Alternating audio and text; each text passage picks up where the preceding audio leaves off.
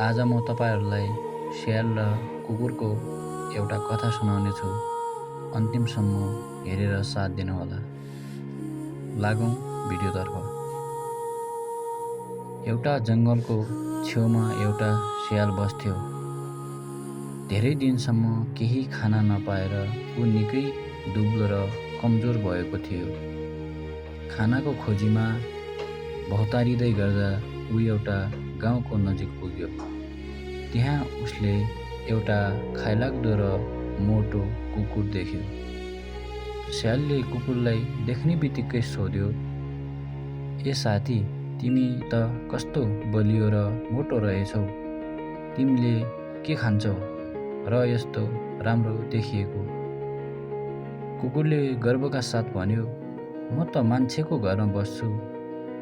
मेरो मालिकले मलाई समयमै मिठो मिठो खाना खान दिन्छन्, त्यसैले म यस्तो मोटो भएको हुँ। तिमी पनि जङ्गलमा दुःख पाएर किन बस्छौ? मसँगै हिँड, मेरै मालिकले तिमीलाई पनि पालुवा राख्नेछन् र खाना दिनुहुनेछन्। स्याल निकै खुसी भयो। उसले सोच्यो, अब त शिकार खोज्न दिनभरि दौडधुप गर्नु पर्दैन, आनन्दले खान पाइने भयो भनेर एकदमै खुसी भयो। घाँटीको दाग।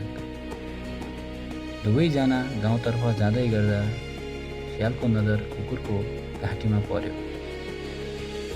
कुकुरको घाँटीको रौँ अलिकति खुइलिएको थियो र त्यहाँ एउटा गहिरो डाम थियो। स्यालले डराउँदै सोध्यो कि साथी, तिम्रो घाँटीमा यो के को दाग हो? कतै चोट त लागेको होइन? कुकुरले हाँस्दै भन्यो, ए यो त केही होइन। दिउँसोको समयमा मेरो मालिकले मलाई साङ्लाले बाँधेर राख्छन्। हो, यो त्यही साङ्लोको दाग हो। राति त मलाई खुल्ला छाडिदिन्छन्। कुकुरको कुरा सुन्ने बित्तिकै स्याल झसङ्ग भयो र ऊ टक्क रोकियो र भन्यो, यस्तो पनि हुन्छ साथी? मलाई तिम्रो त्यो मिठो खाना चाहिँदैन।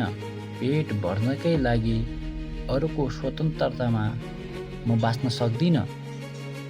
बरु म जङ्गलमा भोकै बस्छु, तर कसैको नोकर भएर कसैको इसारामा बस्न सक्दिनँ भनेर स्याल आफ्नो जङ्गलतिर फर्कियो।